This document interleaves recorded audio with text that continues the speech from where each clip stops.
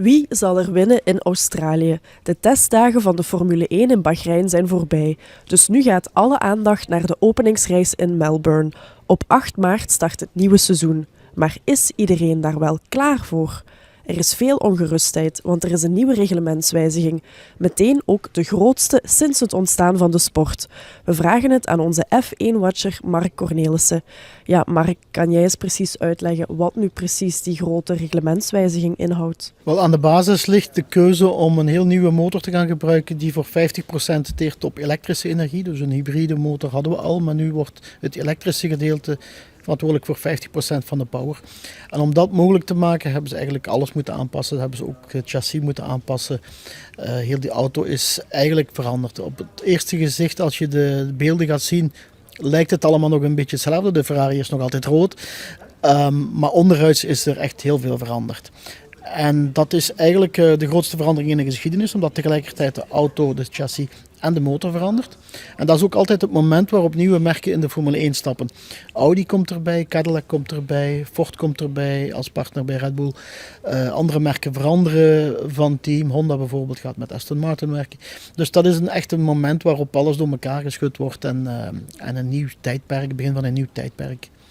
Ja, al die nieuwe merken die je net opsomde en de kaarten die door elkaar geschud worden, betekent dat ook dat we nieuwe topfavorieten gaan zien? Dat is op dit moment heel moeilijk te zeggen. We hebben 11 testdagen gehad in Bahrein en Barcelona. Wat we kunnen zeggen is dat de top 4 blijft. De 4 groten, dat zijn McLaren, Mercedes, Red Bull en Ferrari, dat blijven de 4 groten. Daar werd verwacht eigenlijk dat Aston Martin met Honda daarbij zou komen, maar dat lijkt helemaal niet het geval. Maar binnen die 4 is het heel erg moeilijk te zeggen wie de beste is. Ferrari ging in de laatste testen het snelst over 1 ronde. Behoorlijk sneller, 18e sneller. Maar dat zegt heel weinig. Mercedes leek dan weer superieur in de langere runs. Maar wat het allemaal echt gaat geven, gaan we pas in Melbourne kunnen zien. Ja, Mark, die nieuwe namen en dat nieuwe reglement, wat betekent dat precies voor iemand als Max Verstappen? Wel, ik denk wat we op dit moment kunnen zeggen is dat het echte rampscenario waar ernstig rekening mee gehouden werd, dat afgewend is. Dus daar werd echt gevreesd dat Red Bull, dat nu voor het eerst zijn eigen motor maakt, dat een flop ging worden, dat die motor niet aan de finish ging geraken, dat die te traag ging zijn. Dat lijkt allemaal heel goed mee te vallen, dus ze waren er gewoon bij in de testrit. Ze hebben wat probleempjes gehad, maar dat heeft iedereen en daar dienen de tests voor. Maar dat echte rampscenario, dat hij op een seizoen afstevend waarin hij helemaal niet meespeelt en in de achterhoede gaat terechtkomen, dat lijkt alleszins niet het geval. Of hij gaat kunnen winnen, valt af te wachten, maar hij gaat zeker vooraan meedoen om de punten, om het podium. En dat is wel heel belangrijk voor hem, want daar hangt ook zijn toekomst voor af. Hè. Hij heeft een contract bij Red Bull, maar hij zou daaruit kunnen breken als de prestaties tegenvallen. Hij heeft zelf altijd gezegd, als ik kan winnen met Red Bull, dan is dat de plaats waar ik het liefst blijf.